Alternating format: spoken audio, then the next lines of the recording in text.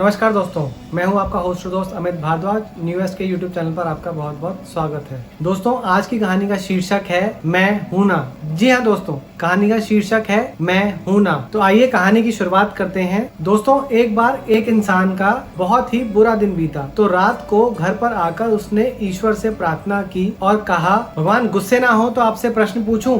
अब भगवान भी अच्छे मूड में बैठे थे। वो उसके सामने प्रकट हो गए और भगवान ने कहा कि हाँ पूछो, बस क्या पूछते हो। उस व्यक्ति ने कहा, प्रभु आज आपने मेरा सारा दिन खराब क्यों कर दिया। तब भगवान ने कहा, क्यों, ऐसा क्या हुआ। इस पर उस व्यक्ति ने कहा, आज मेरा अलार्म बजा नहीं, उठने में देर हो गई। भगवान ने कहा, अच्छा फिर। तो उस व्यक्ति ने कहा, उठने में देरी हो गई तो स्कूटर से जाने की सोची, स्कूटर खराब हो गया, बड़ी मुश्किल से रिक्शा करके ऑफिस तक पहुंचा। भगवान ने कहा, अच्छा फिर। इस पर उस व्यक्ति ने बोला, अब देर हो रही थी तो इसलिए खाना बनाने का समय नहीं था तो टिफिन लेकर नहीं गया और ऑफिस की कैंटीन भी बंद थी। पूरे दिन एक सैंडविच खाकर जैसे तैसे गुजारा किया और वो सैंडविच भी बिल्कुल खराब था, खाने का मन ही नहीं कर रहा था। इस पर प्रभु ने कहा, अच्छा फिर क्या हुआ। व्यक्ति ने आगे कहा, बड़ी मुश्किल से मेरे फोन पर एक इम्पोर्टेंट कॉल आया था तो आपने मेरा फोन ही खराब कर दिया और उस इम्पोर्टेंट कॉल पर मेरी बात ही नहीं हो पाई। इस पर प्रभु हंसे और कहा, अच्छा फिर क्या हुआ। व्यक्ति ने कहा,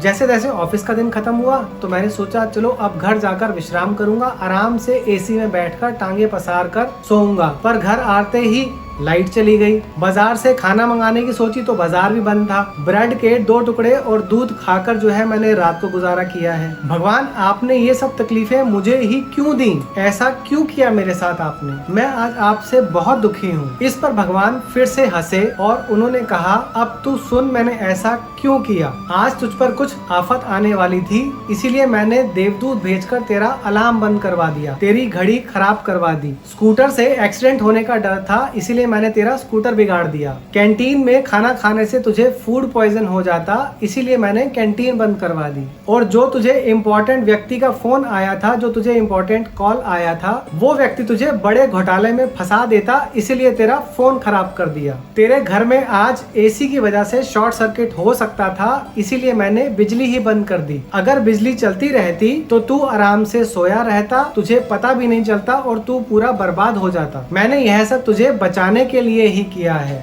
अब उस व्यक्ति को अपनी गलती का पछतावा हुआ। उसने भगवान से माफी मांगते हुए कहा, भगवान मुझे माफ कर दीजिए, आज के बाद मैं अपने साथ होने वाली किसी भी बुरी चीज के लिए आपको ब्लेम नहीं करूंगा। मैं समझ गया कि आप जो भी करते हैं वो मेरे अच्छे के लिए ही करते हैं। तो भगवान ने कहा, माफी मांगने की जरूरत नहीं है, परंतु विश्वास रखना, मैं हूं ना। मैं जो करूंगा, जो योजना बनाऊंगा वो तेरे भले के लिए ही होगी। जीवन में जो भी कुछ अच्छा बुरा होता है उसका सही असर लंबे समय के बाद जाके समझ आता है। मेरे किसी भी कार्य पर शंका मत कर, श्रद्धा रख। जीवन का भार अपने कंधों पर लेने के बजाय वो सारा भार मेरे कंधों पर डाल दे, पर मुझ पर विश्वास रख। इसीलिए कहते हैं ना दोस्तों कि अगर आपने जैसा सोचा वैसा आपकी जिंदगी में नहीं हुआ तो घबराइए नहीं, निराश मत होइए, बल्कि खुश हो जाइए, क्योंकि अब जो होगा या जो हो रहा है वो है जो भगवान ने आपके लिए सोचा है। और भगवान हमेशा अपने भक्तों के लिए अच्छा ही सोचते हैं, वो कभी भी आपके साथ बुरा नहीं होने देंगे।